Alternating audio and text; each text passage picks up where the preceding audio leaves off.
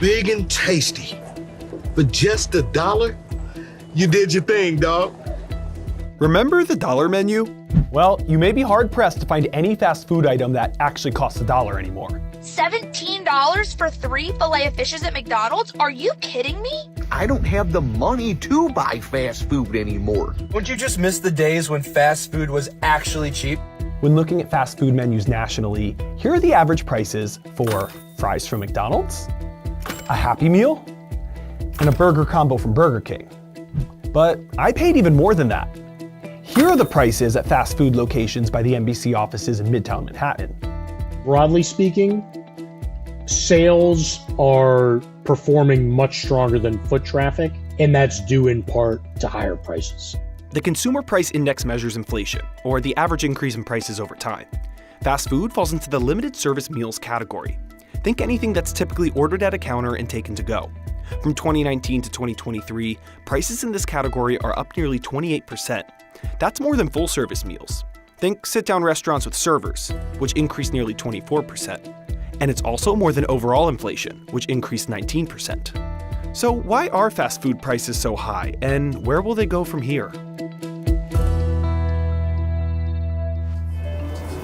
Can I please get a Titan turkey? Can I get a foot long? Yeah, just that. Between 2022 and 2023, the cost of food, beverage, and packaging rose around 11% for both McDonald's and Chipotle. Still, as of late, labor is the main culprit. Food is about a third of the cost of a menu item. So even as those costs moderate, in many cases, and particularly given the laws that we're seeing in California and some of the other, minimum wage laws and just increases that are happening, is that wage pressure remains elevated. The fast food labor market became increasingly competitive for employers during the pandemic as companies struggled to fill their restaurants. In 2022, the number of employees in the limited service restaurant category were still below 2019 levels. During that same time, the number of limited service establishments grew by over 4%. As things normalized after COVID, you still see a higher amount of job openings and less people coming in to fill those jobs. Compared to 2019, the percentage of sales that goes towards paying for labor has grown for many limited service restaurants like Wendy's and Shake Shack, where it has actually decreased for restaurants like the Cheesecake Factory and Darden Restaurants, which owns chains like Olive Garden, Longhorn Steakhouse, and the Capitol Grill. In order to maintain the same service levels and expand their operating hours to accommodate the consumers' late night snack demands and demands for earlier breakfast, fast food restaurants need to hire more labor across the day part. And so as they're competing with other potential employers, they need to make the job more enticing. And the easiest way to do that is by raising the wage rate. And companies are passing these costs on to the customer, especially as states like California have raised the minimum wage for workers. And obviously, despite this huge wage inflation, there's a lot of other factors at play. I think when you look at inflation within limited service, first of all, you're starting with a lower check average. And so any increase of $1 or $2 that an operator passes on, just by definition, has a higher percentage increase on it. From December 2023 to February 2024, the national average for a quick service restaurant check was about $18, which is 4.5% more than the same time period last year. That's a higher percentage increase than both casual and fine dining. And full-service restaurants are capitalizing on the decreasing price gap. How is this Chili's 3 for me only $10.99 when fast food is so expensive? It could be because we don't have to pay for any mascots. Please! I was born for this! It has created a shift in fast food consumer behavior. Perhaps before they were going there 10 times, but now they're still only spending $100 and maybe they're going there 8 times or 7 times, right? And so you start to see this traffic fall off because they're still spending essentially the same amount, but they're now going less frequently.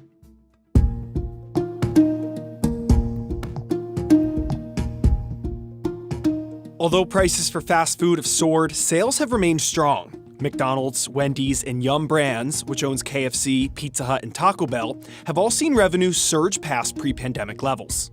A lot of the sales are still going up, and a lot of that's driven by price as opposed to frequency or visits. A lot of investors are now focused on who is best positioned to drive growth based on volume, because you can obviously only push your price higher for so long. And that for so long may have arrived. McDonald's missed earnings estimates in the first quarter of 2024, and an Evercore analyst called it one of the most sobering quarters for the fast food giant. Others like KFC and Pizza Hut are experiencing the same consumer pullback. We must be laser focused on affordability, which means good entry-level price points available every day. In the markets where we're doing this well, the business is outperforming. In some markets, however, it's clear we still have opportunities to strengthen our proposition. 100K plus income household are really powering through and still spending at kind of normalized levels. Where we see a lot of the constraint or perhaps behavioral changes is the 50K and below consumer. And so your lower end consumer who just doesn't have enough spending power to keep doing everything that they were doing when the economy had a lot of additional COVID stimulus available. Remember the $5 footlong at Subway? Well, that's a thing of the past. This turkey sub cost me over $11. The bad news about inflation is prices aren't going to go down. The good news is the increases are slowing. Prices in general across the economy very rarely ever come down once they've been reset higher. One of the reasons for that is wages, once they're reset higher, very rarely get pushed back down and reset lower. To combat the decrease in value offered by fast food, chains are relying on apps and loyalty programs. In its 2023 fourth quarter earnings call, Wendy's says that it plans to invest approximately $15 million, primarily in 2024, to further enhance its mobile app experience. McDonald's announced its goal to expand its loyalty program from 150 million to 250 million 90-day active users by 2027. They haven't been able to do before is have targeted advertisements that go directly to consumers based on their consumption preferences.